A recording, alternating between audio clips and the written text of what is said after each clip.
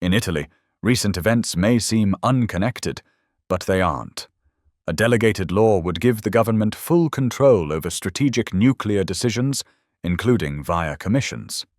It rides on a linked technical procedure, acting as a Trojan horse. Ilaria Cavo, a signatory, also sits on the commission that decides on the nuclear waste repository. Those who shape the law are also deciding its outcome. At the same time, a security decree limits the right to protest and strengthens law enforcement powers. Last week, quietly, the Council of Ministers appointed Geronimo La Russa as president of the Automobile Club of Italy.